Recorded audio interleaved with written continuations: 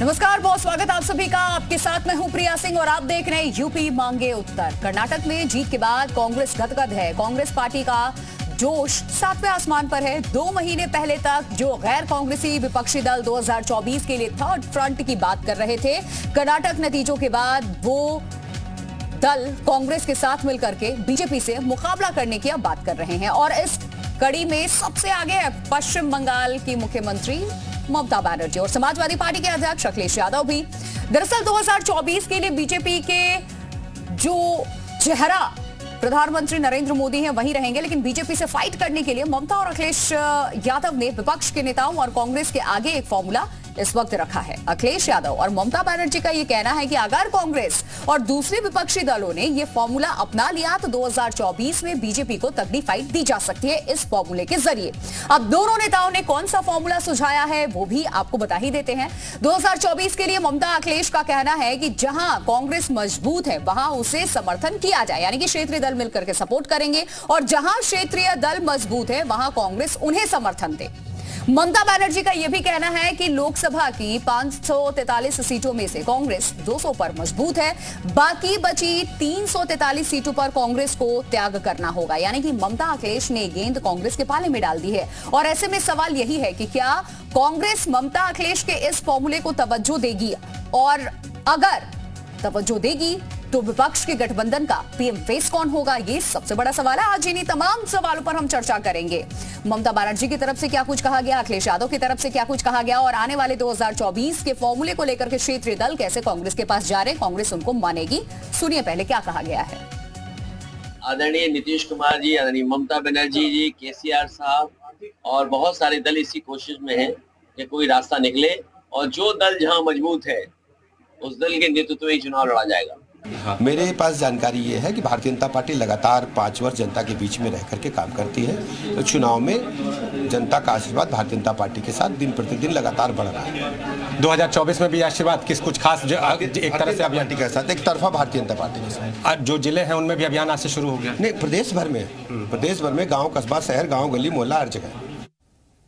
तो चलिए, आपने अखिलेश यादव और डिप्टी सीएम ब्रजेश पाठक को भी सुना। अखिलेश यादव सीट शेयरिंग फॉर्मूले की बात कर रहे हैं, तो दूसरी तरफ ब्रजेश पाठक 2024 में जीत का दावा भी कर रहे हैं। इन सब के बीच में आज के सवाल क्या है उन पर भी एक नजर डालते हैं, उसके बाद चर्चा हम शुरू करेंगे।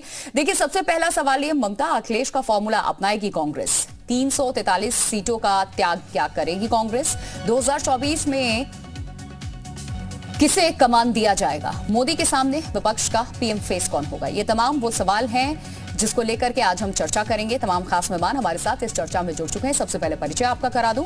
आलोक अवस्थी हैं प्रवक्ता बीजेपी के, नाहिद लारी हैं प्रवक्ता हैं समाजवादी पार्टी के, सचिन रावत है प्रवक्ता कांग्रेस के, अब्दुल अहद है नेता बीएसपी से, राजीव रंजन जी हैं हमारे साथ राजनीतिक विश्लेषक। सर, सबसे पहले चर्चा की जो शुरुआत है मैं कांग्रेस पार्टी से करना चाहूंगी, और सचिन रावत जी आप ही से सवाल, जो ये क्षेत्रीय दल जो आपको सुझाव दे रहे हैं, कांग्रेस कितना सहमत है कि जहां आपके प्रत्याशी चुनाव जीत जाएंगे, यानी कि जो क्षेत्र जहां पर आपकी कमान मजबूत है, आप लोकसभा में वहां पर कांग्रेस पार्टी की तरफ से चेहरे उतार दीजिए, बाकी क्षेत्रीय पार्टियों को दे दीजिए, वो संभालेंगी चुनाव, साथ लड़ना है मिलकर के।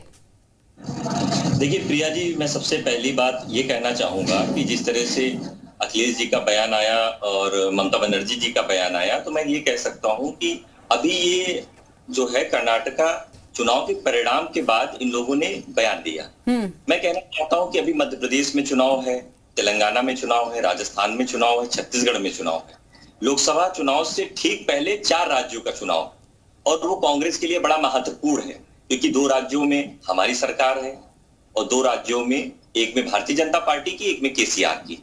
तो कांग्रेस पार्टी जिस तरह से कर्नाटका में जो जन मुद्दे थे उनको लेकर के हमारी पार्टी का शीर्ष नेतृत्व उतरा, श्री राहुल गांधी जी, श्री खड़गे जी, श्रीमती प्रियंका गांधी जी ने जिस तरह से जो कांग्रेस पार्टी का कर्नाटका के लिए ब्लूप्रिंट था वो जारी करने का काम किया।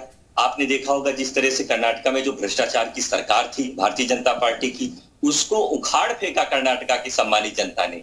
प्रधानमंत्री जी का संवैधानिक पद होता है, मैं आपके चैनल के माध्यम से बताना चाहूंगा, लेकिन प्रधानमंत्री जी उस पद पे बैठ करके देखा होगा किस तरह से ध्रुवीकरण करने के लिए उन्होंने। नहीं सर, क्षेत्रीय दलों की तरफ से जो सुझाव आपके सामने रखा गया, मेरा सवाल ये था, क्या आप उसको इम्प्लीमेंट करेंगे? वो सोचेंगे कि ऐसा हो सकता है, क्योंकि 343 सीटों का त्याग करने के लिए सुझाव दिया गया है। ऑपोजिशन तो नहीं, तमाम जो पार्टियां हैं एक साथ मिलकर के आने की बात कह रही हैं कि कांग्रेस को हम समर्थन देंगे, लेकिन वो इतनी 343 सीटों का त्याग कर दे तो। देखिए प्रिया जी, मैंने पहली बात में यही बताया, मैं अब भी यही कह रहा हूं, कांग्रेस पार्टी अभी मजबूती से विधानसभा के चुनाव लड़ रही है और आने वाले समय में हम लोकसभा के लिए कहीं ना कहीं जो हमारी सीडब्ल्यूसी की जो कमेटी है वो डिसाइड करेगी कि कैसे। चलिए, सीडब्ल्यूसी की कमेटी डिसाइड करेगी कि क्या करना है क्या नहीं करना है, ये कहना अभी जल्दबाजी है, कांग्रेस ये कह रही है। नाहिद लारी जी, आपको क्यों लगता है कि ये सुझाव कांग्रेस मानेगी? और एक बार फिर मैं आपको थोड़ा पीछे लेकर के जाना चाहूंगी, किस तरीके से आपने कांग्रेस से गठबंधन करके विधानसभा चुनाव लड़ने की कोशिश की थी, दो लड़कों की जोड़ी, सर बड़ा मशहूर हुआ था, ये डायलॉग भी उत्तर प्रदेश में हर किसी की जुबान पे चढ़ गया था, लेकिन वो कितनी सफल रही ये हमने देखा। चुनाव भी नहीं जीते आप और वो गठबंधन भी ज्यादा दिन तक चला नहीं। ऐसे में लगता है कि लोकसभा के चुनाव के लिए इतना बड़ा त्याग 343 सीटों का कांग्रेस करेगी?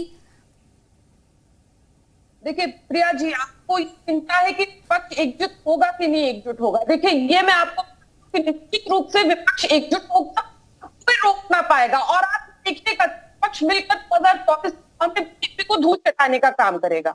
दूसरी बात जो आप गठबंधन की कर रहे हैं, तो अरे बीजेपी के तो तमाम के साथ गठबंधन था, शिवसेना के साथ था, जेडीयू के साथ था, अकाली दल के साथ था, और ऐसे तमाम अनेकों क्षेत्रीय दल हैं जिनका दामन पकड़ के ये सत्ता में आए थे। लेकिन क्या हुआ, सारे क्षेत्रीय दलों ने इनके बीजेपी के क्रियाकलाप इतने खराब रहे कि इनके कामों की वजह से, इनकी नीतियों की वजह से सारे क्षेत्रीय दलों ने इनका दामन छोड़ दिया, सब इनके विरोधी हो गए।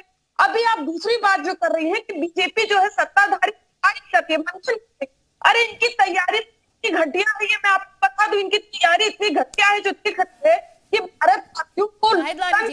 मेरा जो सवाल था, आपने कहा आपको ये कहना चाहिए कि हम एकजुट होंगे या नहीं, ऑपोजिशन साथ में है या नहीं, तमाम पार्टियां।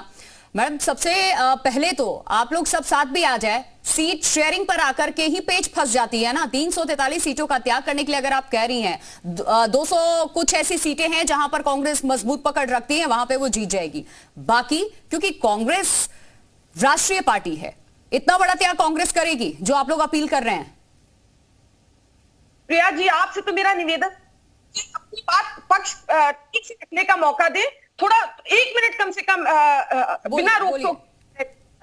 देखिए जो आप कह रही हैं, जो बातें आप कर रही हैं, सारी रणनीति बन चुकी है। हम अपनी रणनीति क्यों अभी से ओपन कर दे? देखिए बीजेपी ने अपने सारे पत्ते खोल दिए थे, इसीलिए तो कर्नाटक में धूल चाटनी पड़ी बीजेपी को, जनमानस ने, पंजाब में भाजपा जिनको ही कहते थे कांग्रेस मुक्त, उल्टा बीजेपी मुक्त हो गई। चाहे भाजपा, चाहे पंजाब हो, चाहे अरुणाचल प्रदेश हो, चाहे कर्नाटक हो, चाहे दिल्ली हो, बंगाल हो, बिहार हो, ऐसे तमाम प्रदेश, छत्तीसगढ़ है, राजस्थान है, तमाम प्रदेश है जहां ये बीजेपी मुक्त हो चुकी है। तो आप जो बात करें, मैं अपनी बात तो आपको बता दूं कि ये किस तरह की घटिया तैयारी कर रही है बीजेपी। ये देखिए, माननीय सुप्रीम कोर्ट सुप्रीम है, माननीय सुप्रीम कोर्ट ने कहा कि सरकार जो है ईडी का दुरुपयोग कर भय का माहौल बना के स्पष्ट कहा कि सुप्रीम कोर्ट, सीबीआई, एनआईए, इस पे हम बात नहीं कर रहे हैं मैम। मैंने बस इतना ही पूछा था कि कांग्रेस इतना बड़ा त्याग करेगी, यानी आलोक